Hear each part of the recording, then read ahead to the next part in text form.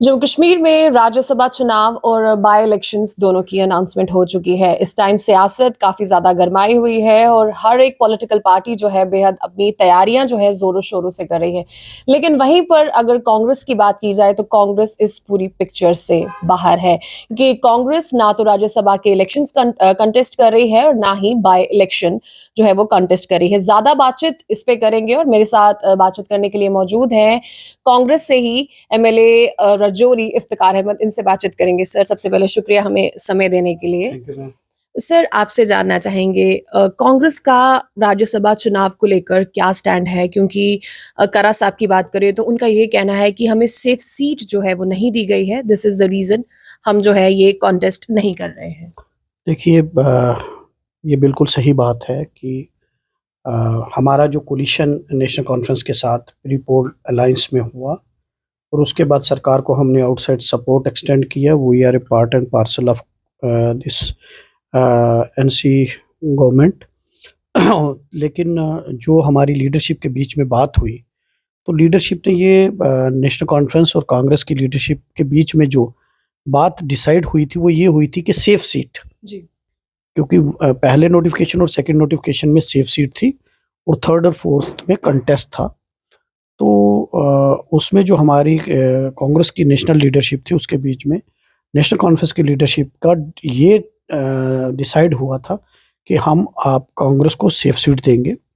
और उसके बाद हमारी कोर ग्रुप की मीटिंग श्रीनगर के अंदर हुई, जिसमें हमारे तमाम लेजिस्लेटर्स, जिसमें पार्टी के सीनियर लीडर्स तारक हमीद करा साहब की सदारत में हमने कांग्रेस ऑफिस श्रीनगर में मीटिंग की। और कोर ग्रुप कमेटी की जब मीटिंग हुई, उसमें डिसाइड किया गया कि we will not fight Rajya Sabha election. जी। और उसमें हम फोर्थ सीट, जो कि सेफ सीट नहीं है, क्योंकि उसमें इंडिपेंडेंट्स, हमारे पास नंबर इंडिपेंडेंट्स को जोड़ के आता है। तो अब क्योंकि उसमें रिस्क था, इसलिए कांग्रेस ने ये कहा कि हमें जो प्रॉमिस्ड की गई सेफ सीट थी, अगर वही देंगे तो हम इलेक्शन लड़ेंगे। जब नेशनल कॉन्फ्रेंस ने वो नहीं दिया, तो फिर कांग्रेस ने कहा कि we will not contest this election. आपको लग रहा है कि नेशनल कॉन्फ्रेंस आप लोगों को साइडलाइन कर रही है, कांग्रेस को साइडलाइन कर रही है? क्योंकि अगर हम एमएलए हंडवारा सजाद गनीलों की बात करेंगे, जो पीपल कॉन्फ्रेंस के प्रेसिडेंट भी है, उन्होंने कहा है कि जिस तरीके से कांग्रेस को सेफ सीट नहीं दी गई है, दिस प्रूव कि बीजेपी को कहीं सेफ स्पेस दी जा रही है। दिस इज द रीजन कि कांग्रेस को सेफ सीट जो है वो डिनाई की गई है। तो आपको क्या लगता है कि is there something cooking between BJP and National Conference? देखिए, मैं इतनी बड़ी बात तो नहीं कहूँगा कि क्या है, और अभी तक सब्सटेंशियल कुछ सामने नहीं आया कि कोई is there is something. Sajjad Lone साहब का क्या बयान है, वो तो मैं उस पे टिप्पणी नहीं करूँगा। लेकिन मैं ये इतना ज़रूर कहूँगा कि कोलिशन दरमा जो होता है, कोलिशन हमने प्री पोल अलायंस किया है जी। और हम सरकार का हिस्सा हैं, हम सरकार को सपोर्ट आउटसाइड कर रहे हैं।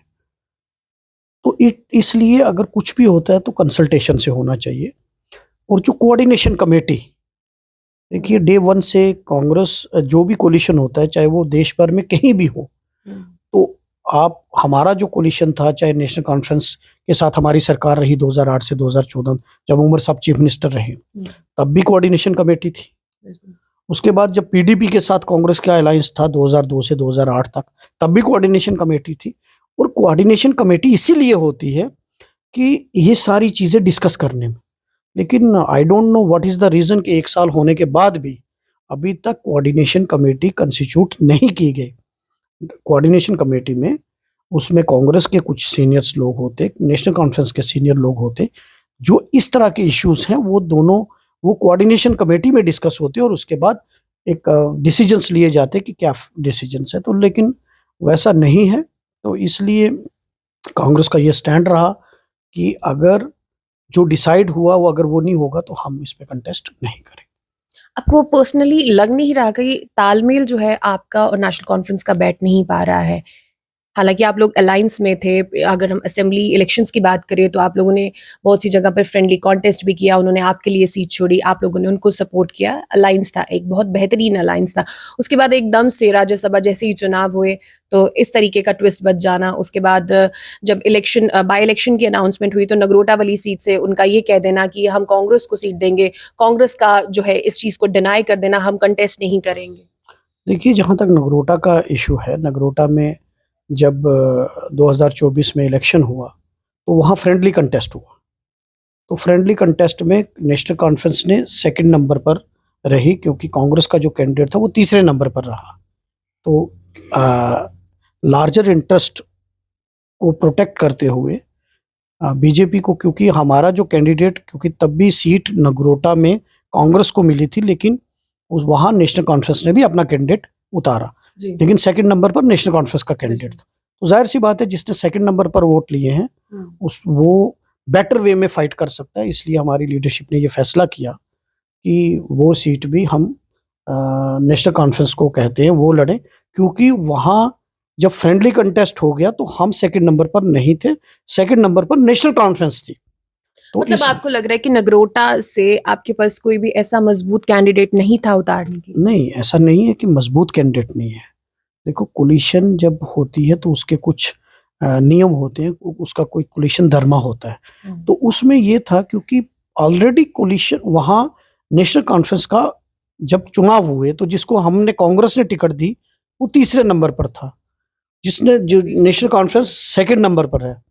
तो जाहिर सी बात है, हमने ये सोचा कि अगर बीजेपी को हराना है तो यहाँ से नेशनल कॉन्फ्रेंस को लड़ना चाहिए। हमारे जो वोट कैडर है, हमारे वोटर हैं, जो हमारे सपोर्टर हैं, वो भी नेशनल कॉन्फ्रेंस के कैंडिडेट को सपोर्ट करेंगे ताकि वहाँ बीजेपी को हराया जा सके। आपके फॉर्मर कांग्रेस के प्रेसिडेंट वकार रसूलवानी, उनका एक ट्वीट आता है जिसमें वो सीएम उमर अब्दुल्ला को ओपन चैलेंज कर रहे हैं, जो ये चीज़ प्रूव करती है कि कुछ दूरियां हैं जो वाइड हो रहे हैं, कुछ गैप्स जो हैं वो बढ़ रहे हैं। क्या कहेंगे आप इसको लेकर? देखिए, हम पॉलिटिकल पार्टीज में हैं। पॉलिटिकल पार्टी का एक सेट नॉर्म्स होता है और उसमें जिम्मेदारी मिलती है कि कौन किस बिहाफ पर बात कर सकता है। अब उन्होंने क्या बयान दिया है ये उनकी व्यक्तिगत राय हो सकती है। इसके लिए पार्टी प्रेसिडेंट तारक हमीद करा साहब अप्रोप्रिएट हैं कि जो इस चीज़ पे बात कर सकते हैं या वही बात कर सकते हैं, क्योंकि प्रेसिडेंट है वो। तो अभी कोई लीडर अगर ऐसा बयान देता तो वो उसका व्यक्तिगत, उसका पर्सनल, उसका निजी बयान हो सकता है, वो पार्टी की ऑफिशियल लाइन नहीं हो सकती। हम बीजेपी की बात करेंगे तो बीजेपी को आप एज एन ऑपोजिशन किस तरीके से देखते हैं, पर्टिकुलरली उस रीजन से, खिताय पीर पंजाल जहाँ से आप बिलोंग करते हैं, या फिर चनाब वैली वाली साइड से? देखिए, बीजेपी ना, अगर आप देखेंगे तो बीजेपी ने 28 जम्मू खित्ते ने 28 एमएलए, 29 और एक राणा साहब की डेथ होगी और 28 एमएलए अभी बीजेपी के हैं। लेकिन क्या बीजेपी के 28 एमएलओ ने कोई ऐसा सब्सटेंशियल काम किया? आप मुझे बताइए, जब इन्होंने चुनाव लड़ा था तो इन्होंने कहा था हम स्टेटहुड लाएंगे। क्या बीजेपी का एक भी विधायक ने स्टेटहुड के लिए आवाज उठाई? या ये कहते हैं हमारी केंद्र के अंदर सरकार है, तो क्या केंद्र से जाकर इन्होंने कोई स्पेशल पैकेज, अभी फ्लड आया तो सरकार तो इनकी है, और जम्मू में सबसे बड़ा फ्लड जो आया, जिस तरह 2014 में कश्मीर के अंदर आया था, इसी तरीके से जम्मू के अंदर भी फ्लड आया, क्या पैकेज दिया गया? तो बीजेपी के एमएलए कहाँ सोए हुए हैं? वो तो सोए हुए हैं। वो तो उन्होंने सबसे बड़ा धोखा, जो सबसे बड़ा नुकसान जो जम्मू के अंदर किया, वो बीजेपी के एमएलएज ने किया। उन्होंने तो उनको रियासत जम्मू कश्मीर, जो यूटी जम्मू कश्मीर है, उसके साथ उनको कुछ लेना देना ही नहीं, और उनको पता ही नहीं कि ये क्या करना है। अगर आपकी केंद्र में सरकार है, 2014 में अगर पैकेज कश्मीर में फ्लड आया तो तब पैकेज अनाउंस हुआ, तो आज जम्मू के अंदर इतना नुकसान हुआ, कितना इंफ्रास्ट्रक्चर का नुकसान हुआ, लोगों के घर बह गए, लोगों के करोड़ों का नुकसान हो गया, लेकिन उसमें क्या बीजेपी का, उन्होंने कहा जी प्राइम मिनिस्टर साहब आकर पैकेज अनाउंस करेंगे। कितने महीने हो गए उस फ्लड को? अभी तक प्राइम मिनिस्टर साहब ने कोई एक पैकेज भी अनाउंस किया? होम मिनिस्टर साहब आए तो उन्होंने कितना किया? 200 करोड़। नुकसान कितना हुआ? तो बीजेपी तो फेल हो चुकी है। बीजेपी के तमाम एमएलए फेल हो चुके हैं। उनको कोई लेना देना नहीं जम्मू कश्मीर के साथ, उनको पता ही नहीं क्या करना है। उनकी तो बात बीजेपी की लहर तो दिन ब दिन बढ़ रही है। कहाँ पर एक इनका रेशो जो था वो बहुत ज्यादा कम था, वहां से इनका रेशो अब 28 पे 29 पे पहुंच गया। अब आने वाले समय में क्या पता इससे ज्यादा चले जाए। देखिए, अगर आप कहेंगे जिन्होंने 50 पार का नारा दिया था और जो पिछले 10 साल से यहाँ बीजेपी की सरकार यहाँ चल रही है, चाहे वो डायरेक्टली हो या इनडायरेक्टली हो, वो तो ये भी कहते थे कि एलजी साहब भी हमारे आदमी हैं। बीजेपी के लीडर्स के ये बयान थे। सब कुछ होने के बाद वो 28 तक 29 तक सीमित किए। तो उन्होंने लोगों को ख्वाब दिखाए थे और जम्मू के लोगों ने ये भरोसा किया था कि शायद बीजेपी को हम वोट देंगे तो जम्मू का भला होगा। आप मुझे बताएं कौन सा भला हुआ? आप एक काम गिनवा दो जो पिछले 1 साल में बीजेपी के लोगों ने करवाया हो। आप मुझे बताएं। ठीक है, यहाँ स्टेट गवर्नमेंट उमर अब्दुल्ला की साहब की है यूटी में। आप मुझे बताओ, पैकेज तो सेंट्रल गवर्नमेंट ने देना है। आज भी मुझे बताओ कि जो 10,000 करोड़ का पैकेज आया जी। उसमें जम्मू को क्या मिला?